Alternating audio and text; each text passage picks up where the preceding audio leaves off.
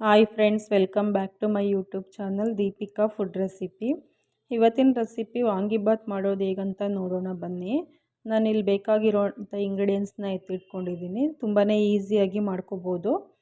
ಒಂದು ಬಾಣಲೆನ ಇಟ್ಕೊಂಡು ಎಣ್ಣೆನ ಹಾಕ್ಕೊಂಡು ಎಣ್ಣೆ ಬಿಸಿ ಆದಮೇಲೆ ಸಾಸಿವೆ ಕಡಲೆ ಬೀಜನ ಹಾಕ್ಕೊಂಡು ಫ್ರೈ ಮಾಡ್ಕೋಬೇಕು. ಕಡಲೆ ಬೀಜ ಚೆನ್ನಾಗಿ ಫ್ರೈ ಆದಮೇಲೆ ಒಂದೆರಡು ಟೇಬಲ್ ಸ್ಪೂನಷ್ಟು ಕಡಲೆಬೇಳೆನ ತೊಗೊಂಡು ಹಾಕ್ಕೊಂಡಿದ್ದೀನಿ. ಕಡಲೆಬೇಳೆನೂ ಚೆನ್ನಾಗಿ ಫ್ರೈ ಮಾಡ್ಕೋಬೇಕು.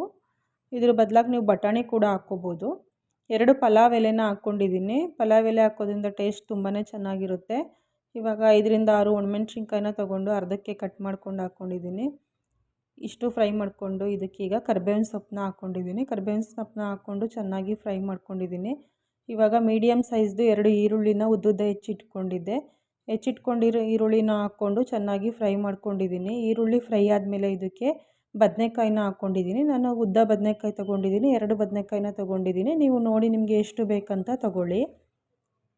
ಇದಕ್ಕೇನೆ ನಾನು ರುಚಿಗೆ ಎಷ್ಟು ಬೇಕು ನೋಡಿ ಉಪ್ಪನ್ನು ಸೇರಿಸ್ಕೊಂಡಿದ್ದೀನಿ. ಉಪ್ಪನ್ನು ಹಾಕೋದ್ರಿಂದ ಒಗ್ಗರಣೆ ಕೂಡ ತುಂಬಾ ಬೇಗನೆ ಫ್ರೈ ಆಗುತ್ತೆ ಮತ್ತು ಉಪ್ಪನ್ನು ಚೆನ್ನಾಗಿ ಹಿಡಿದಿರುತ್ತೆ. ತಿನ್ನಬೇಕಾದ್ರೆ ಬದನೆಕಾಯಿ ಬಾಯಿಗೆ ಸಿಕ್ಕಿದಾಗ ಸಪ್ಪೆ ಸಪ್ಪೆ ಅನಿಸಲ್ಲ ಉಪ್ಪಿಡಿದಿರೋದ್ರಿಂದ. ಇದನ್ನು ನೀವು ಕುಕ್ಕರಲ್ಲಿ ಕೂಡ ಮಾಡ್ಕೋಬೋದು. ಇದು ಈಸಿಯಾಗಿ ಆಗುತ್ತೆ ಅಂತ ನಾನು ಇದೇ ಥರ ಮಾಡ್ಕೋತೀನಿ. ಇದಕ್ಕೆ ಇವಾಗ ಅರಿಶಿನ ಹಾಕ್ಕೊಂಡು ಚೆನ್ನಾಗಿ ಫ್ರೈ ಮಾಡ್ಕೊಂಡಿದ್ದೀನಿ. ಅರಿಶಿನ ಹಾಕ್ಕೊಂಡು ಚೆನ್ನಾಗಿ ಫ್ರೈ ಮಾಡ್ಕೋಬೇಕು.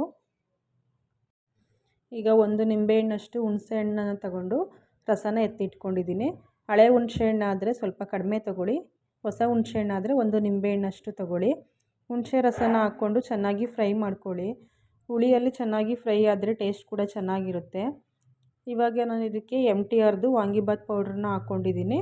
ನೀವು ಯಾವ ಬ್ರ್ಯಾಂಡ್ ಬೇಕಾದರೂ ತೊಗೋಬೋದು. ನನಗೆ MTRದೇ ಇಷ್ಟ ಆಗುತ್ತೆ. ಇವಾಗ ಪೌಡ್ರನ್ನ ಹಾಕ್ಕೊಂಡ್ಮೇಲೆ ಚೆನ್ನಾಗಿ ಮೀಡಿಯಮ್ ಫ್ಲೇಮಲ್ಲಿ ಇಟ್ಕೊಂಡು ಒಂದು 10 ನಿಮಿಷ ಫ್ರೈ ಮಾಡ್ಕೊಳ್ಳಿ. ಈ ಥರ ಮಾಡಿಕೊಂಡ್ರೆ ನೀವು 5ರಿಂದ 6 ದಿನ ಫ್ರಿಜ್ ಇಲ್ಲದೇ ಇದ್ರೂ ಕೂಡ ಇಟ್ಕೋಬೋದು. ಈಗ ಉಳಿದಿರೋ ಗೊಜ್ಜಿಗೆ ನಾನು ಅನ್ನನ ಹಾಕ್ಕೊಂಡು ಮಿಕ್ಸ್ ಮಾಡ್ಕೋತೀನಿ. ಅನ್ನನ ಉದ್ದುದ್ರಾಗಿ ಮಾಡ್ಕೊಳ್ಳಿ, ತುಂಬ ಚೆನ್ನಾಗಿ ಬರುತ್ತೆ, ಮೆತ್ತಗೆ ಮಾಡ್ಕೋಬಾರ್ದು. ಇವಾಗ ನಾನು ಅನ್ನ ಮಿಕ್ಸ್ ಮಾಡ್ಕೊಂಡಿದ್ದೀನಿ ನೋಡಿ, ತುಂಬ ಚೆನ್ನಾಗಿ ಬಂದಿದೆ. ಇದಕ್ಕೀಗ ಸಣ್ಣದಾಗಿ ಹೆಚ್ಚಿಟ್ಕೊಂಡಿರೋ ಕೊತ್ತಂಬರಿ ಸೊಪ್ಪು ಕೂಡ ಹಾಕಿದ್ದೀನಿ. ತುಂಬಾ ಚೆನ್ನಾಗಿರುತ್ತೆ, ಕಡಿಮೆ ಟೈಮಲ್ಲಿ ಕೂಡ ಆಗುತ್ತೆ. ಈ ವಿಡಿಯೋ ನಿಮ್ಗೆ ಇಷ್ಟ ಆದರೆ ಲೈಕ್ ಮಾಡಿ, ಶೇರ್ ಮಾಡಿ, ಕಮೆಂಟ್ ಮಾಡಿ, ಸಬ್ಸ್ಕ್ರೈಬ್ ಮಾಡ್ಕೊಳ್ಳಿ. ಸಿಗೋಣ ನೆಕ್ಸ್ಟ್ ವಿಡಿಯೋದಲ್ಲಿ.